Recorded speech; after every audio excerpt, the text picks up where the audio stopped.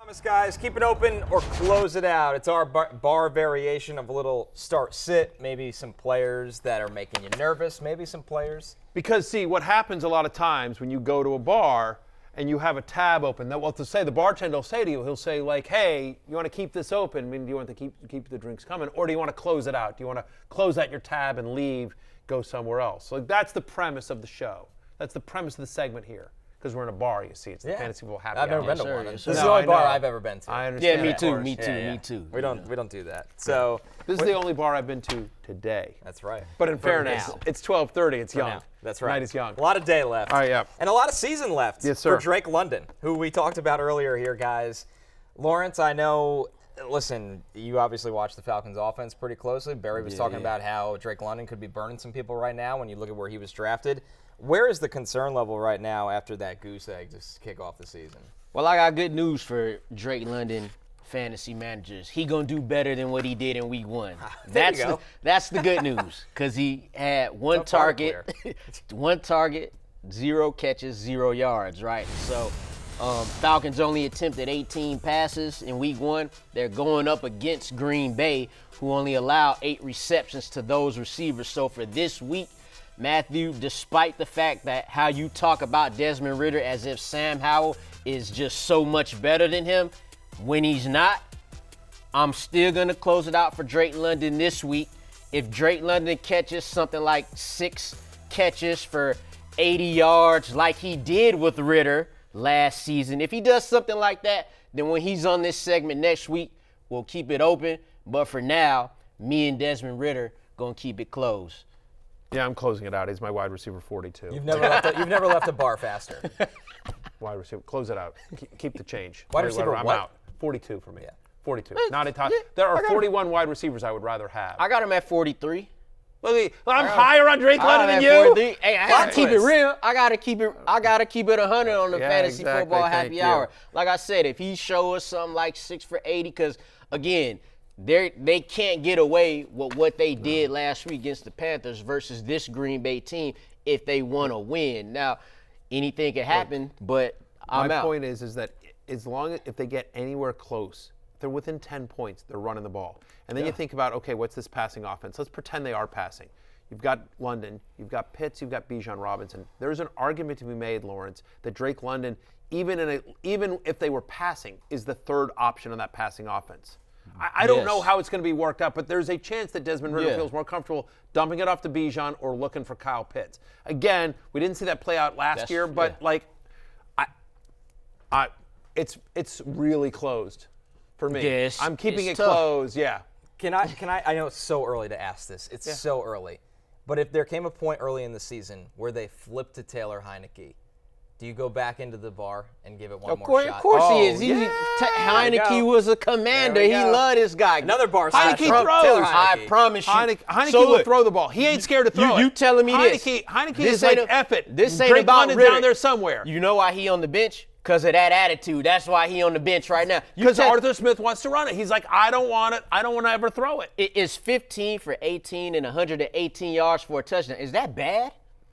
Is that bad? It's bad for fantasy. Yes, That is true. but it's not. I mean, this is on Arthur Smith. That's who your real beef is with. I know you want to like him, and you can. I have no. But he don't like us. I know. I have no beef with Arthur Smith. I do have a beef with Drake London starting in any one of my fantasy teams, which is not going to happen. All right, I I have gotta 15 beef with fantasy that teams too. this year, and I'm 0 for 15 in terms of having any Drake London shares. Again, it is not Drake's fault. It ain't. It is, but I don't believe this offense can support multiple viable pass catchers.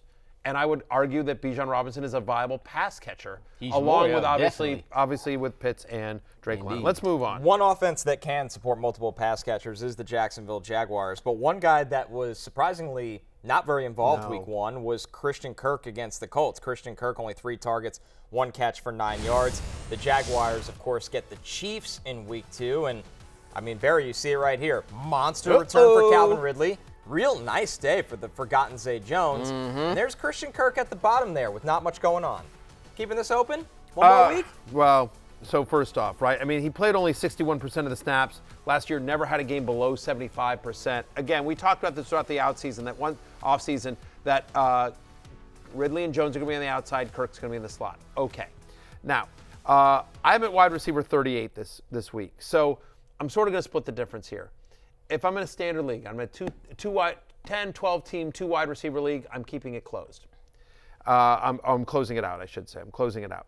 But if I'm in a 12-team, 3 wide receiver league or an even deeper league, I am going to keep it open on Christian Kirk. I do think better days are ahead. I will say this. Last year, since the start of last year, no team in the NFL has allowed more receptions to the slot than the Kansas City Chiefs. That's who Jacksonville plays this week. They play KC. We saw what my ride or die, Amon-Ra St. Brown, did to them on Sunday night. Like, again, Amon-Ra had a huge game in the slot. Kirk versus the Chiefs last season. Okay, remember again, it was different. They didn't have Ridley, but still week 10 last year against the Chiefs, Christian Kirk 9 for 105 and 2 touchdowns on 12 targets.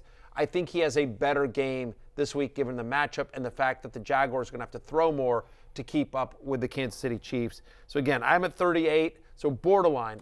Depends on your league size to whether I'm keeping it open or closing it out. Yeah, I'm going to close this out where there's one receiver. It had to be 4 starting receivers in the league for me to keep this open, so I'm keeping it closed, right? I actually have him at wide receiver 48 behind Drake London, right? Well, hey, look, you hate Christian Kirk with a fiery passion. No, it's not that I hate him. It's that boy Zay Jones who had a 23% target share compared to Christian Kirk's 6%. Now, what he did versus them last year is fine, and what your ride or die Amon-Ra St. Brown did to the Chiefs is fine, but Christian Kirk is no Amon-Ra St. Brown, and Zay Jones he's that guy. He was the guy in on 2 wide receiver sets. Christian Kirk right now, at least with Calvin Ridley in the fold, who's just dominating off the rip, he's relegated to being a slot receiver for now. My only argument is that I think they go 3 wide a lot more against Kansas City than they did against the Colts. I mean, again, the Colts with Kenny Moore, they actually have a really good slot corner, right? And so probably the best guy in their secondary. Yeah, I mean, for sure. So I think that as they game plan for Kansas City, Doug Peterson's going to say we need Kirk out there more. They didn't want to put him out there as much against Kenny Moore, and it's why Lawrence probably wasn't looking at him the way.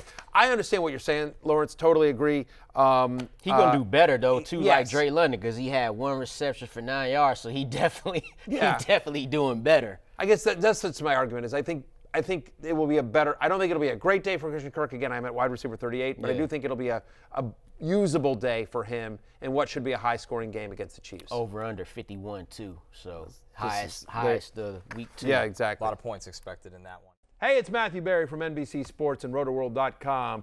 Just want to thank you so much for watching what you just watched, or at least being too lazy to click out of it after the autoplay just kept it going. So either way, thank you so much for just letting it scroll by your screen. And now I'd like to ask you respectfully, please subscribe to the NFL on NBC YouTube channel for the latest NFL news, fantasy headlines from RotoWorld, and betting analysis from NBC Sports Edge.